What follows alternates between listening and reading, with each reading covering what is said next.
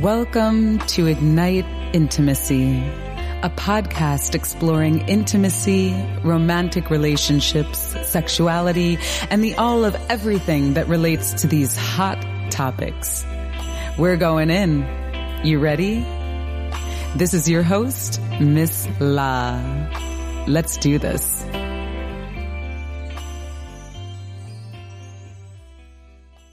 All right. We're here. This is awesome. Gaby, Raj, in the Santa Barbara mountains. I can see it. I can feel it right now. Tell me what you see. Thanks for having us, Laura. We're so excited to be here. Oh, my pleasure. My pleasure. I'm just curious, tell us what you see out your window. We see ocean and mountains and rolling hills. The sun is up in the sky getting ready for a beautiful sunset. It's amazing. It's March, early March, and we've had a lot of rain, which we've been really grateful for. Now we've got this beautiful sun setting into the ocean tonight. Beautiful. I can see it. I can smell it and feel it. And as I sit here in icy, snowy Brooklyn, New York, and and the spring is coming. Spring is next week. So I know that warmer days are ahead, and I gotta say, something about that view. Kind of wish I was with you. Well, we of course wish you were here as well. We do certainly love New York and the East Coast as well. Raj is, from East Coast, from the Boston area. But we sure do love our sunshine. I'm not much for being cold, so you come out anytime you want to thaw. Thank you, Mama. Thank you so much. Yeah, it's amazing to just connect in with your energy, you two, and so I had the pleasure of hanging out with Gaby and Raj at their place for an overnight a couple of months ago when I was in California, and just being around your energy and the way that you two dance and play together and communicate, and to see the work that you do with relationship and with couples and the fun and games and some of the different stuff that you shared with me while I was there. It was it's rare that I feel that sense of peace and strength and love, just total trueness. The energy between you two is so powerful, and so is the love, and so is just the realness. And I so appreciate that about you two. Yeah, and as Gaby likes to say, it didn't come out of the box that way. Well, this was not a Cracker Jacks prize. It was score!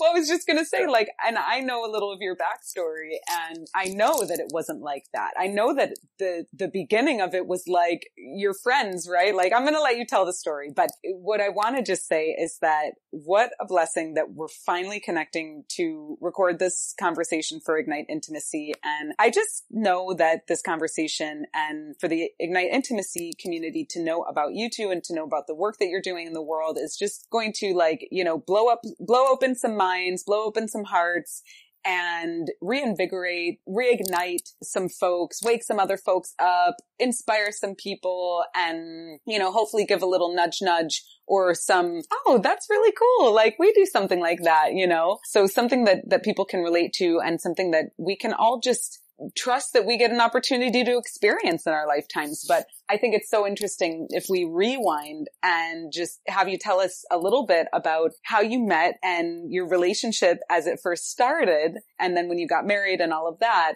And then we'll fall into, or flow into how you got into this work. But yeah, share with the community just a little backstory. Yeah, so I'll start and then Gaby can chime in. And it actually involved flying. Only blind date went on. But, the scenario was, I was products, you might be familiar with them. They do, doing these business development growth things called 90-day games. And one of the parts of the 90-day game was that we had completion bonus, that if we met all of our goals for the 90-day period, we would all get to celebrate in a certain way. And for this particular 90-day game, we got 2 tickets each to VIP tickets to Cirque du Soleil in the Palo Alto area up in the Bay. And so for 3 weeks or so after I knew that we won the prize, I was trying to figure out who I was going to invite, and invite this person, that person. And for one reason or another, various people couldn't go. And I was in this landmark education course, and I asked someone that I was in that course with, that I was friends with, if she could come. She also lived in Santa Barbara. And she initially said that she could, and I was like, yes, because there was only like 2 days before the event. And she called the next day and said, you know what? I can't really come, but maybe my housemate Gaby could go. Is that the Passover to me?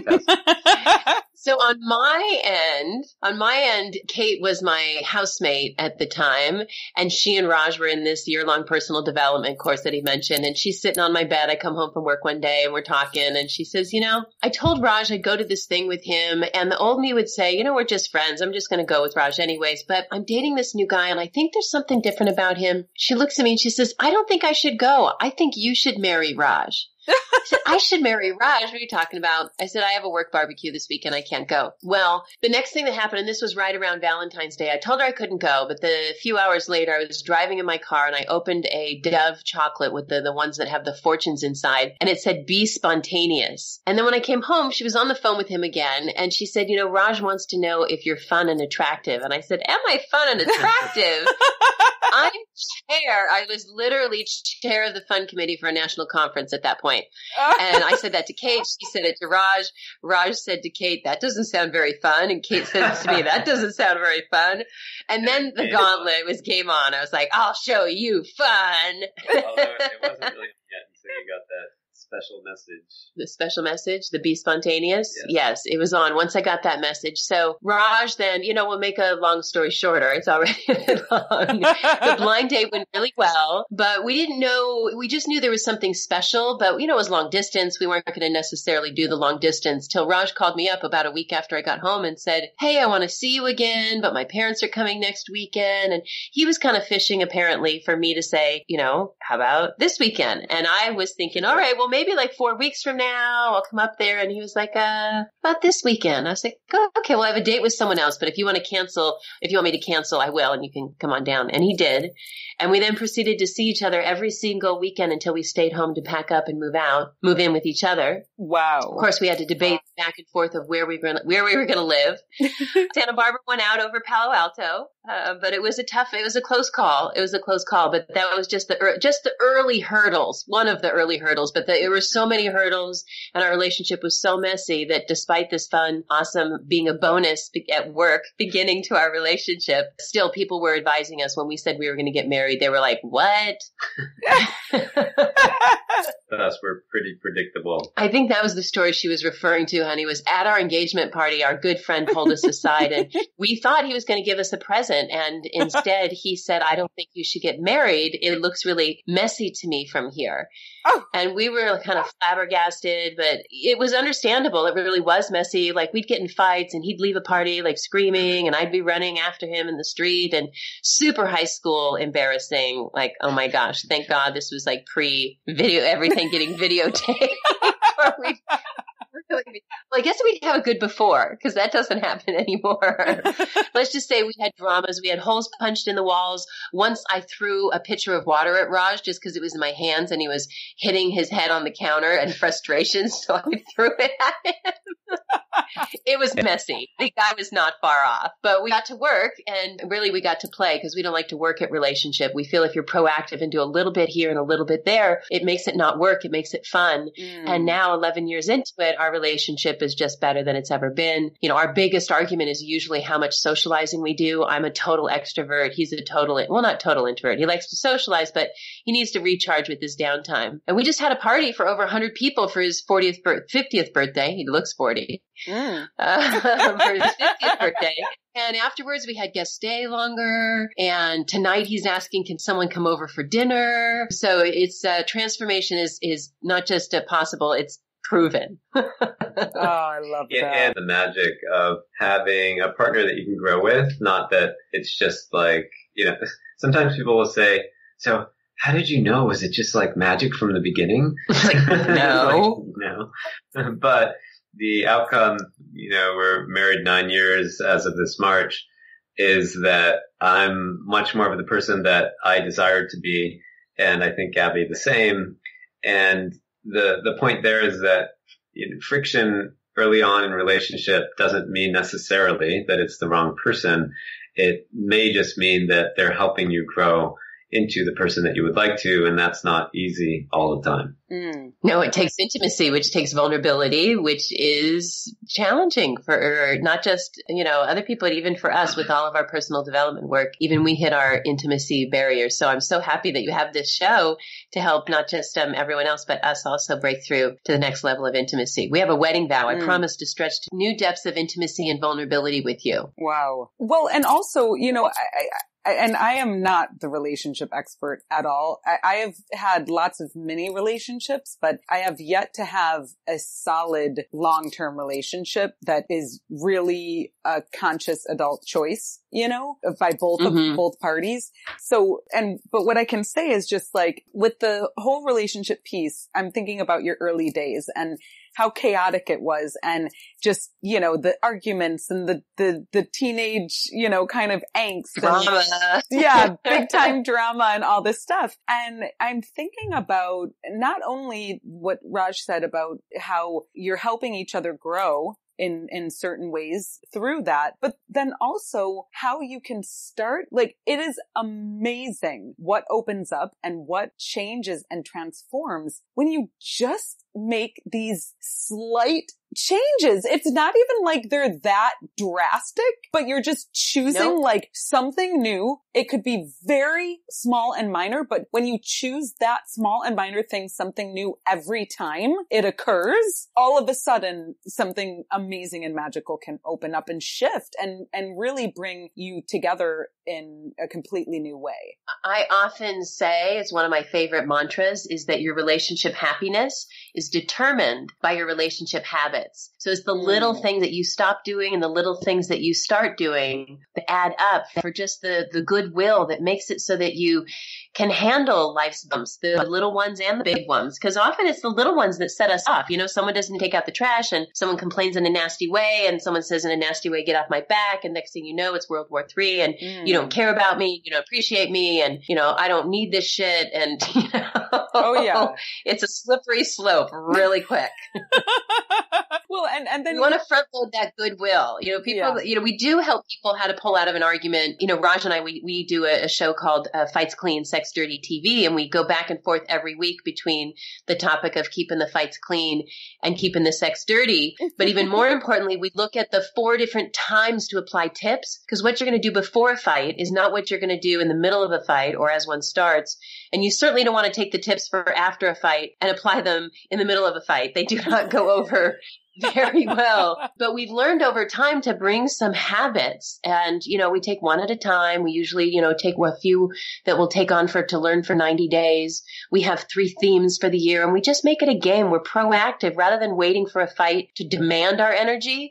We spend a little bit from a more playful, proactive approach. We put things in reminders on the fridge. If something doesn't go well, we're like, whoa, that didn't go well. Let's, do over, go in reverse, backtrack, and just bring some levity to it. Proactive and positive and playful. Those would be the 3 core elements that Raj and I bring. What do you think, Raj? Yes. well, and I'm thinking, can you paint the picture for us? Paint a picture for us.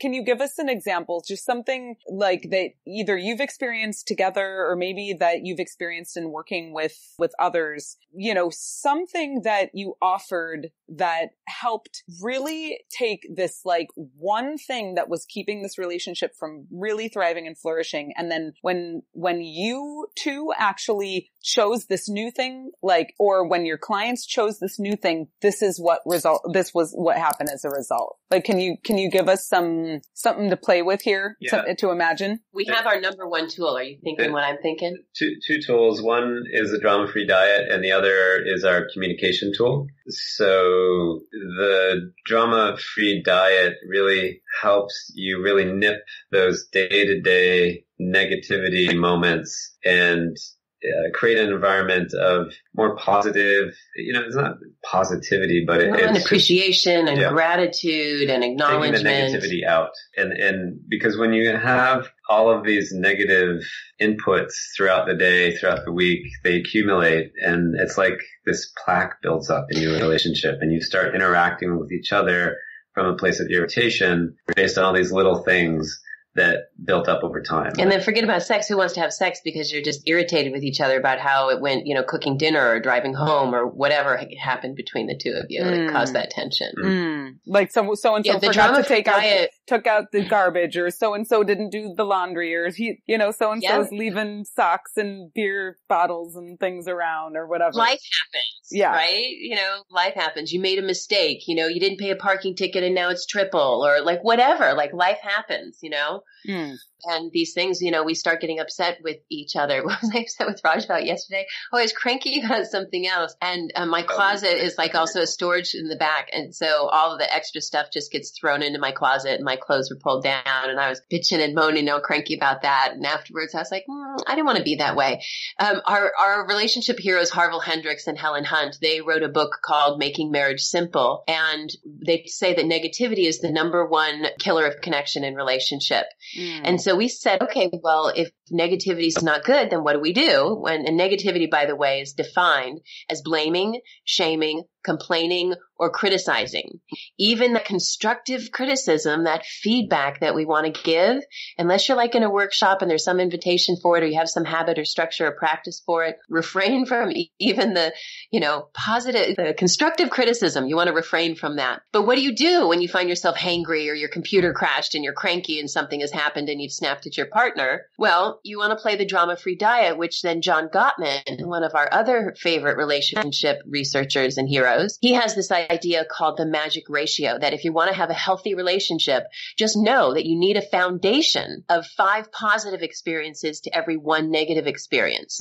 So Raj and I brought these two together to say, okay, if every time we have a negative experience, like blaming, shaming, complaining, or criticizing, let's turn it around and take the very same thing we were just complaining about and turn it into 5 gratitudes. So you have 5 positive experiences. So like one day we came up with this because one day, Raj, I went to go cook dinner. I usually do the cooking, and I opened up the trash and it was totally stuffed and full. And I just had a bad day, and I just kind of snapped at him. I'm like, how am I supposed to cook dinner when the trash is full like this? I was like, something toxic. There goes romantic dinner that you I know, rather than having fun cooking and a nice dinner. No. And so he looked at me, and we've learned not to say anything if your partner's being horrible. If you can't say anything nice, to say anything at all. You could say, do you need some loving, or something like that. Or in this case, just hold the silence. Say, are you being blamey, shamey, complaining? Yes. Are you being blamey, shamey, complaining? And at that moment I said to Raj, yes, I am being blamey, shamey, complaining.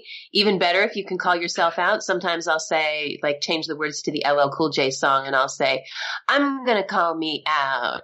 Gabby's going to call me out. So that Raj doesn't even have to call me out on it. Best if you do it yourself. But when he did, I then turned around and said, okay, I'll say 5 things. And so I was like, Raj, the garbage is mostly always taken out. Thank you very much. Second of all, it's your job, not mine. So thank you for that. Third, you just have a lot of chores in terms of keeping the house clean, and I really appreciate it. Fourth, you're just my partner in, keeping the house clean and ordered and beautiful, and I really appreciate that. And fifth, you're just an awesome partner in life. I usually start really specific and then get more broad. Mm-hmm. If you go to 3, your beloved is back at neutral from before you said the negative thing.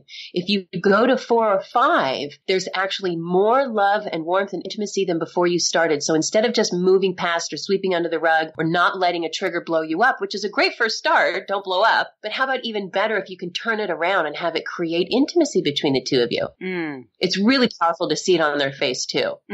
I love that. And then you just get in the habit, because it does take some time and effort to switch from I'm pissed and irritated about something. Now I got to turn around and say something positive. But it's a habit. It's not your mood. It's not that you feel like it, but it's a habit and a practice. And when you do it, it just gives you a friggin' awesome relationship.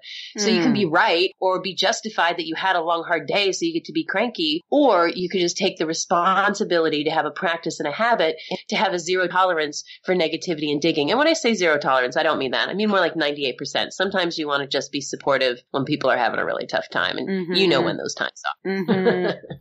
Well, and so I love that. And this is part of like the fun and games piece of what you do together and what you do with each other and what you do in your work in the world. And what I first of all just love is that you practice what you preach, because a lot of folks out here are teaching and preaching and not practicing that shit at home. We're walking the talk. So I love that. And by necessity.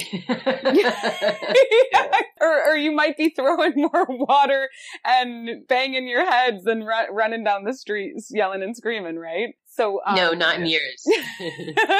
But that's one of the foundations of the work that we do. Is everything that we create is something that we've created from something that we've faced in our relationship, with a commitment to like having really kick-ass days. You know, like the other morning when Gabby got upset, I was just totally not biting, because I'm like, I know where this goes when we have a shitty morning. It ruins the whole day. And it really takes a commitment to having your focus on having a high quality of life and not sweeping stuff under the carpet, because that just builds up. But rather, how do you have tools and tips that in the moment can help you regularly deal with these things so that you can just have a great day? Yeah. And that's life. Right? So whether you're in a relationship or whether you're a single person, like what are each of our tools and tricks that we use? Because life is life. It's dynamic. It's always changing. It's not easy. It's certainly magical and enjoyable and synchronistic, but it's also so many other different things. And we're always dealing with other people too, right? Well, most of us, unless you live fairly secluded and that kind of thing. But so you just have to deal with yourself. Yeah, which is tough too.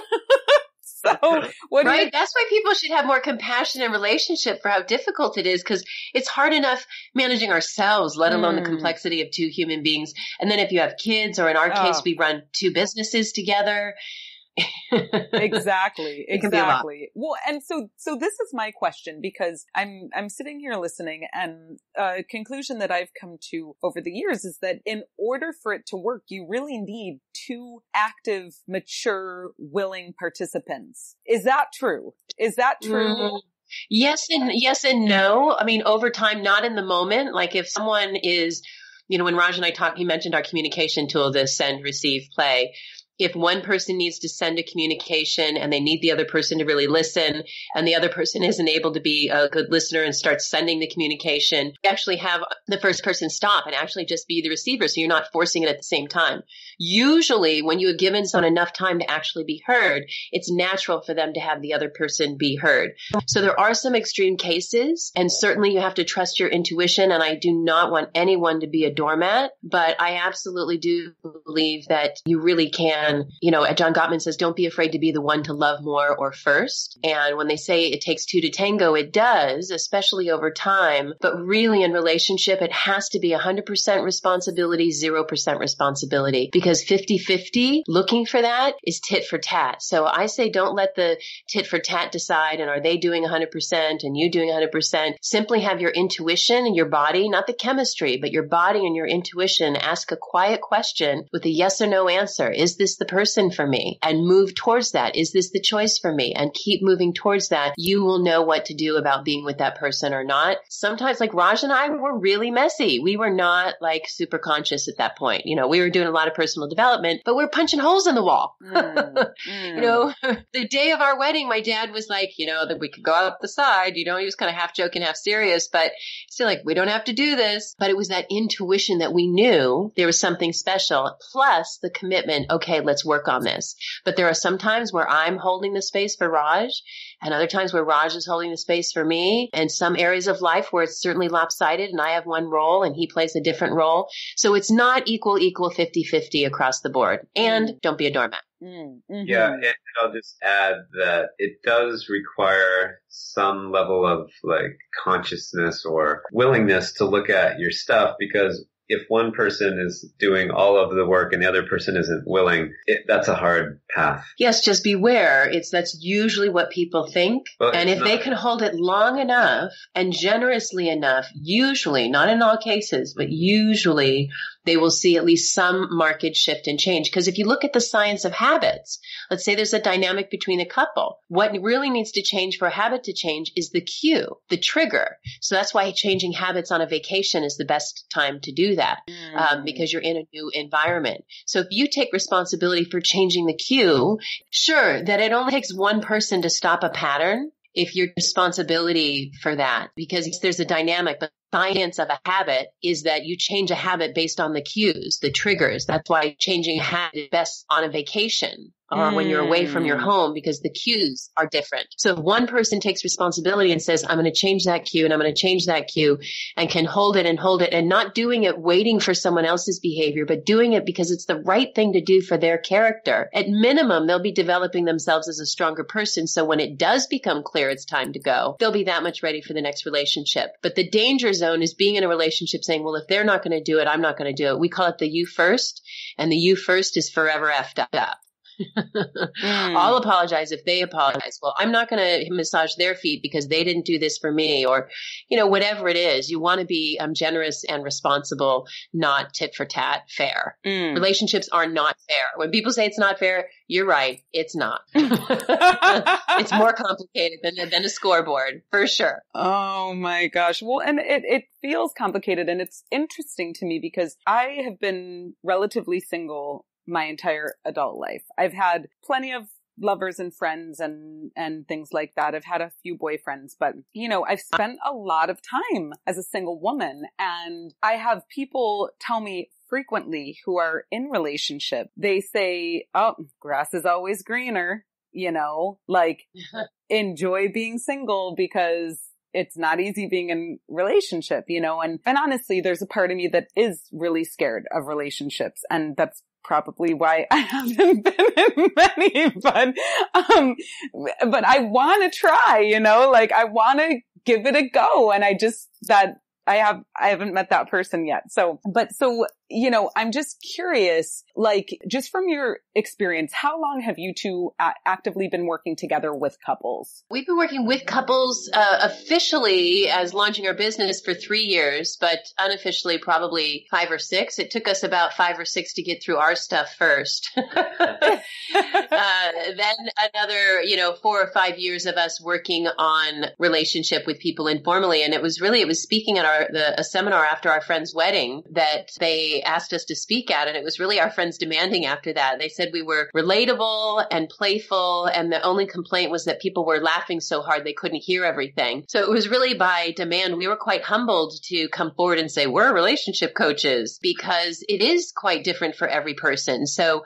we take a more playful approach of saying, here, stroll down this avenue. Here's this tip. Here's this tip. These are the times to apply them. Find the ones that work for you, because we don't pretend to know everything, but we certainly have gone from a really messy relationship nobody wanted, like we called it being that couple, like, oh, don't invite that couple, to being the it couple when people are like, what is it about them? What do they have? I want what they have.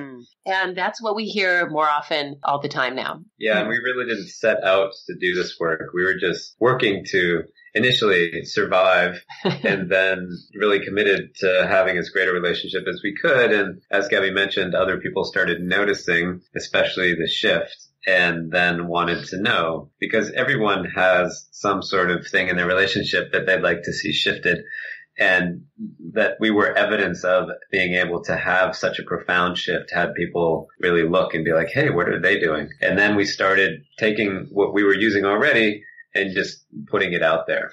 And then, of course, it evolved after we had all these tools for putting out, the fires and, diminishing the drama, so to speak. We started getting really proactive and having a much more even forward focus of creating goals, based on play, peace, and passion, and really playing games on a regular basis, sitting down once a month for 3 hours. We do retreats with ourselves, with couples. We do this thing called a shared relationship vision, where instead of waiting for an argument, you actually take your complaints visions, translate them into a vision of how you want them to be, and then come together and share those visions, get them aligned, and then create a mantra and set some goals so that you're regularly asking yourselves, this is who we said we wanted to be as a couple. Are we being that? Rather than all the energy that gets spent on a relationship on all the things that they don't want, all the complaints and the blaming, the shaming, complaining, which just puts people defensive and, upset and ultimately walking away from a perfectly good relationship. Mm-hmm. Yeah, that's incredible. Well, it's and energy is just misguided.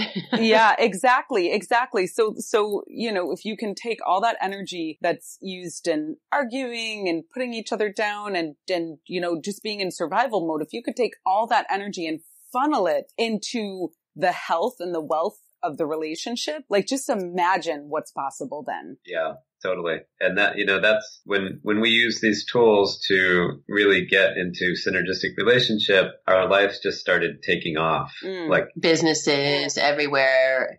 Yeah. And our health. I mean, Raj just turned 50 and, when he introduced his performance at his 50th birthday, he said, and now that I'm 50, and literally ripped his shirt open to show his like 6-pack abs, and he's like, I'm redefining 50 and, forget 40 is fabulous, 50 and fabulous. And really just creating a space for couples, not to always be focusing on the challenges, but, we are very much in the entrepreneur world and personal development world. And people they command excellence at that point, right? Of themselves and others. Things change fast. They're growing. They're making decisions. It's very easy to have your relationship be a weight on your shoulders or a wet blanket, or kind of raining on your parade. And it's also equally, in my opinion, easy to have a relationship that's blowing wind in each other's sails and being each other's cheerleaders, each other's rocks, each other's anchors.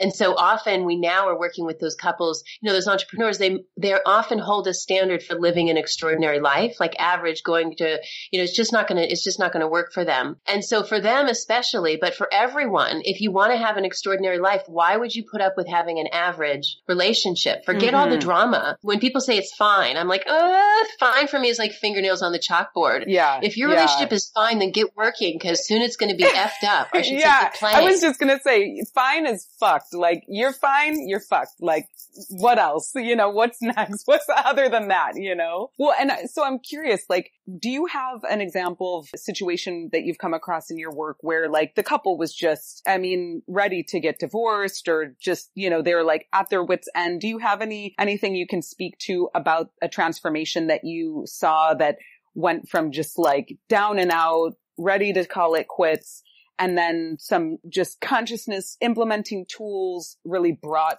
a couple back together in a really healthy way? Yeah, I see this happen a lot, actually, especially as I mentioned the shared relationship vision. We will host a 2-day. They only do 8 hours of work over 2 days because I really want people to have fun and go out and have a dinner and, go in the hot tub and really relax and enjoy themselves. But often when I have couples come together to share their vision for their ideal relationships, I'll have them start giving each other an acknowledgement. And I was working with this couple here and they were facing each other to give each other acknowledgements, and they were thinking they were acknowledging each other and they were digging each other left and right. It's like, well, no, that's a good start, but this part sounded a little bit like a dig and maybe we could turn this around. And it, they couldn't, even with a container held for give them a compliment. Now they couldn't do it. Wow. And so, while they weren't, on their way to the lawyer's office, it certainly was looking like some dark times with them. They had been together 18 years. They hadn't even combined their finances yet. And they were looking at combining their finances. And it was just, a really stressful time. And then to see them walking out the door, especially with the man, because often it's the woman, not always, but often it's the man that the woman that wants to go do the work and come see me, and the man that comes a little bit more begrudgingly. So to see this gentleman leaving just lit up with huge smiles, just beaming. And it took it from, we don't sit around for 8 hours talking about all the problems in your relationship. Those words, we need to talk. As opposed to, we shift the focus to, hey, I know, let's play a game. And the game is two of you are gathering each other's hands and moving towards a vision that you're both inspired by, whether that's how much free time you have together, or how often you're having sex, or how you handle the finances, or how you're managing the kids. Because most often I really am seeing couples that the ones having the toughest time are the couples that have kids a couple years apart, like 5 and 3 or 4 and 2. to, where they haven't even gotten to relate to each other as a couple for a few years.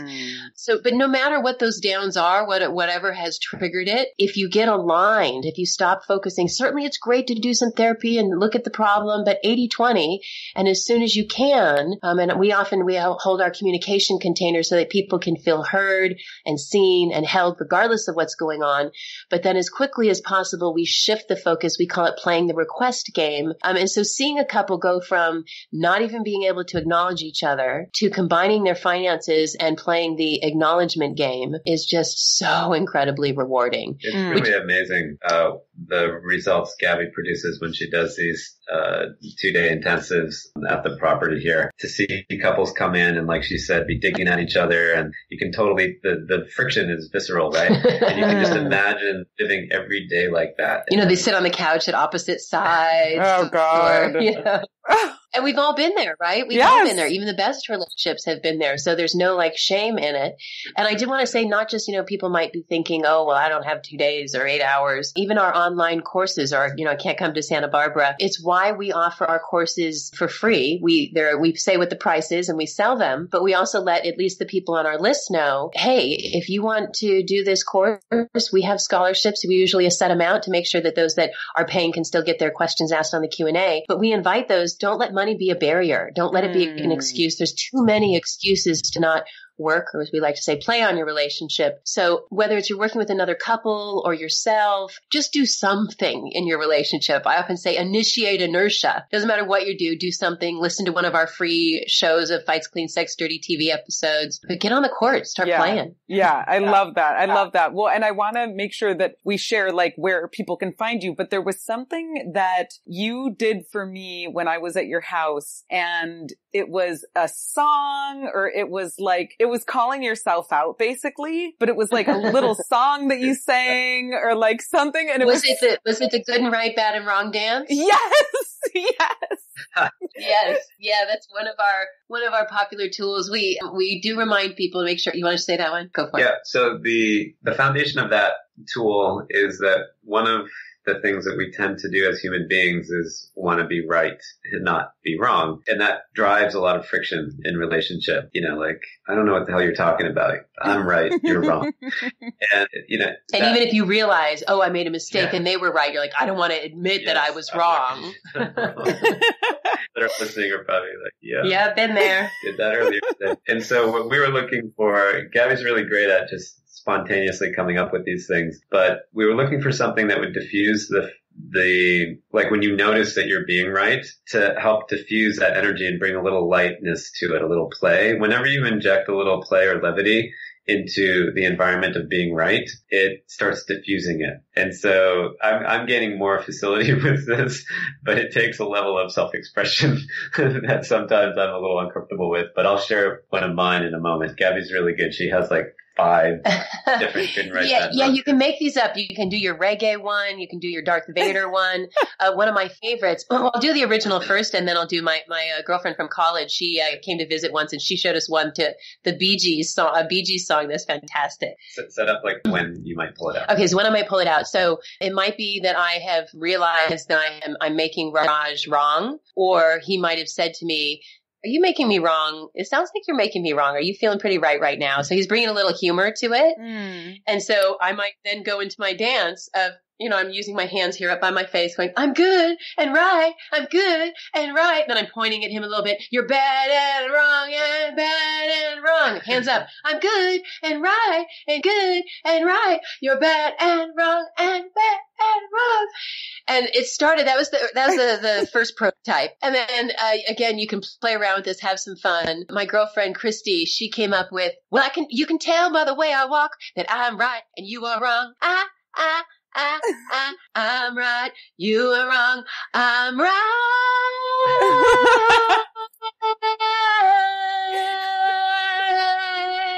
And you are wrong. So you're at least turning up the volume of like, yes, I'm making you wrong. I'm going to do that. And if it's the reverse, you can turn it around. And I do this a little bit more melancholy one. You want to do the melancholy one? So yeah. I'll give you, this happened like a couple of weeks ago. Gaby was doing all this work to prep for my 50th, like crazy amount of work. This party was off the hook. And she was like going shopping every day, buying this, buying that, like getting 5 hours of sleep.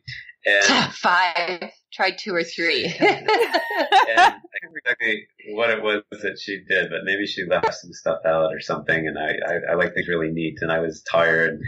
And yeah, the house wasn't clean enough after me staying up all night cleaning. And it was about time to go to bed, and I just had dropped this like bomb in the space that she was like, "I'm not coming to bed. I'm sleeping on the couch." I'm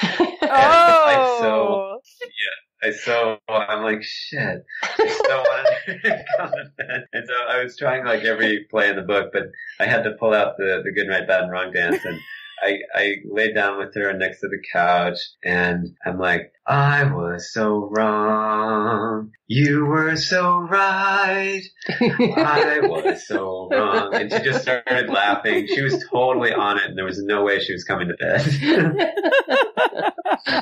It's amazing how laughter can really diffuse things. Now, I do want to say certainly laughter at certain times when people are really in a certain space, but it is extraordinary how laughter can diffuse something, especially in a song that has a way of reaching a different part of our brain, music, than anything else. So if you want to bring some humor, turn it into a song and a dance.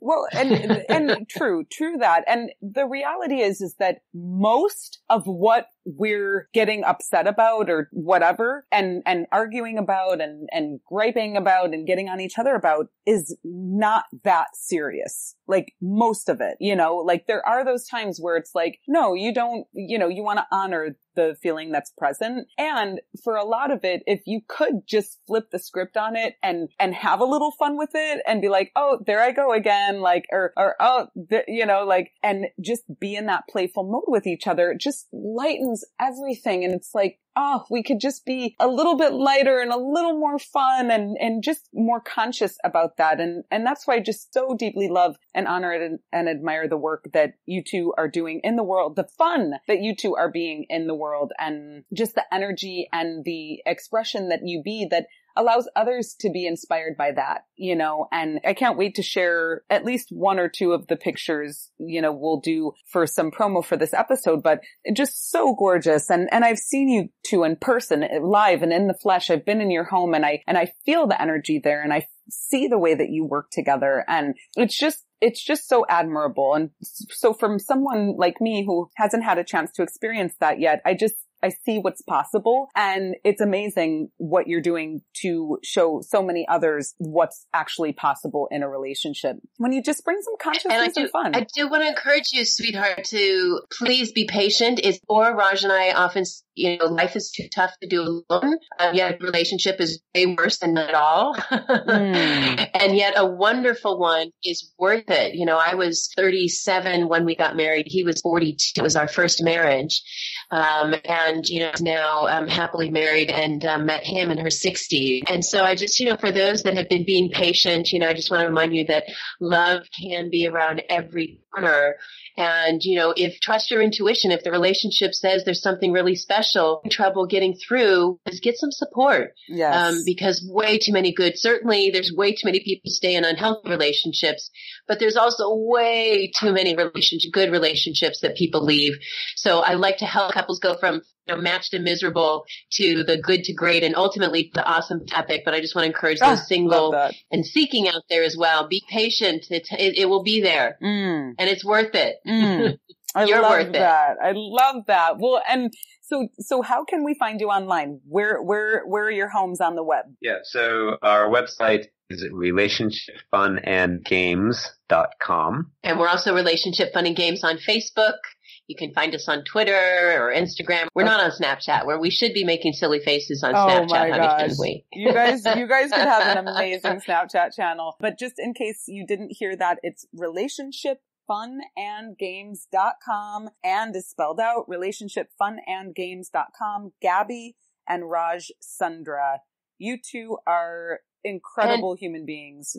Oh, thanks, lovely. I just want to tell your audience too, if they come and subscribe on the list, we'll send them our free membership kit, which is our 4 top tips in a email sequence, as long as our 15-page guide with a couple dozen of our tips. So they can go into the website and check that out. Okay. So if you go to relationshipfunandgames.com, there will be an email list. You can sign up there and you'll get some free goodies, tools, tips, and tricks from Gaby and Raj. And I guarantee you it will enlighten you and just, expand your heart, expand your love, and bring more fun and sexiness, I think, probably into your relationships. And what about the TV show, or what was that you mentioned? Yeah, so we have this weekly, we call it Fights Clean, Sex Dirty TV, and it's a Google Hangout that we do. We do 8 episodes per season, and each week we alternate between how to keep the fights clean and how to keep the sex dirty. Yeah, save being nasty for your sex life. Know when to wear your halo and when to wear your devil horns, right? Yeah, and we interview other couples that have something to say in those 2 areas. And we cycle through the different time frames that you're keeping the fights clean or the sex dirty. So we have 8 episodes in one season. So we look at fights clean before. What do you do before a fight? And then the next one goes sex dirty before. And then we look at as it starts, during, and after for each of those 2 major categories. So we cover sort of the realm of time within which you're keeping fights clean and sex dirty throughout one season. Wow. And where is this online? Is it on your website? Is it? Yeah, if they go to our website, they'll just look for Fights Dirty TV, and last week's episode will be up there for free, and a link to this week's episode will also be up there for free. And yeah, so catch it while it's live. They're live for 1 week. Okay, great. So just go to the website, relationshipfunandgames.com, and it's Fights Clean, Sex Dirty TV. And I just love you both so much, Gaby and Raj. Thank you, thank you, thank you. Ignite Intimacy community. You heard it. These 2 are powerful people. Check them out online. And please, if you want to holler at us, give us an email, hello@igniteintimacy.com, and check us out on the web, iTunes, Facebook. You know the drill. Until the next one, stay blessed and have lots of fun. Give thanks for tuning in to another conversation on the Ignite Intimacy podcast hotline. We love that you choose to spend your time with us. Check us out online at igniteintimacy.com and subscribe to us on iTunes. Also, tell your friends all about it. This beautiful music was arranged by Jason Pfaff and Mike Corey. And this podcast is produced by yours truly, Miss La. Give thanks again, and we'll see you on the next one. In the meantime, let your light shine bright and ignite your intimacy.